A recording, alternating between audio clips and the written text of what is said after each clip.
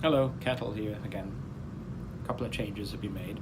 First of all, I have promoted my video capture equipment to a water bottle to hold it up, a piece of green post-it note applied over the screen. Is post-it note, is that? I think that's very proprietary. I mean to say adhesive paper label placed over the screen so I'm not distracted by my face, and one of those other pointy things to direct me to where the camera should be, because on this phone the camera thing is quite small.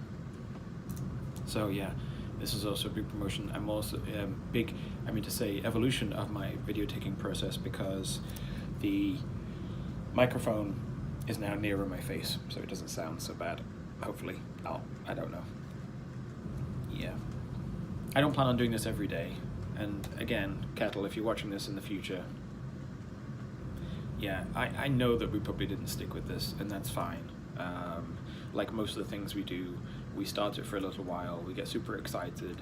If we have any money, we buy expensive equipment, and then we stop doing it because the pressure gets too much. We go back to the other stuff that we do, you know, like picking lint out of our belly button and considering whether or not the tiles in the shower are perfectly perpendicular to one another, and then what the letter would be like that we would write to the person who did the tiling to complain that the tiles weren't in the right alignment. I put a lot of thought into this too. Anyway, the reason I wanted to make this video today was because I was visited by a small fly whose name I've decided to name is Derek. Derek is a small fly, which might not seem remarkable in and of itself, that I was visited by a fly called Derek, or even that I named it, but more importantly that I am currently on the 14th floor of an office building. When you think about what it takes for a fly to get to this distance, to get to this elevation, you have to imagine that it went through quite a lot of struggle. Either flies were evolving and it managed to catapult itself against the button for the elevator with such force that it was able to pull the elevator down, and then do that again in order to select the right floor, and then come and see me, and then also get past the number pad, sorry, the keypad, and then to come into the office, and then to alight itself upon a piece of paper of mine. I don't think that's possible. So the other option is it took the stairs all the way up, and that's a lot of stairs. I mean, obviously there he is. Hi buddy. Hi Derek.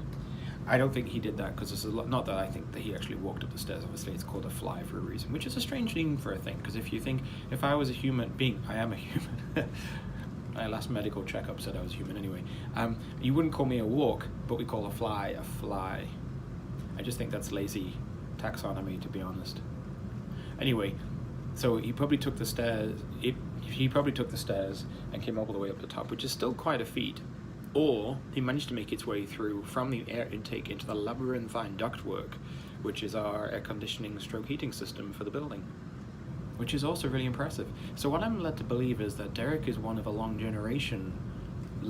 end of a long series of generations of flies who have made their way through the building and then had families and kids, and then moved up floor by floor by floor, such that if the bug control people were called, don't worry Derek, I won't call the bug control people, but if the bug control people were called, it'd be wiping out generations of flies.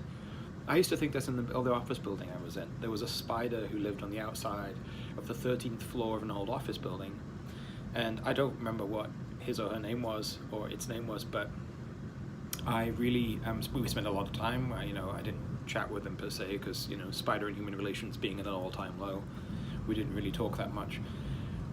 However, I cared about that spider, and I often put a lot of thought into how that spider got there, because if you think about it, again, it would have to have traversed the side of this building, not in one go, but over generation after generation of spider make their way up the side of this building, and then have children, and I have to imagine that the spiders would only want their children to have the greatest possible chance of survival by going up further, which means they probably were very, very good at climbing up the side of windy buildings. I can only assume that the flies are more plentiful up there.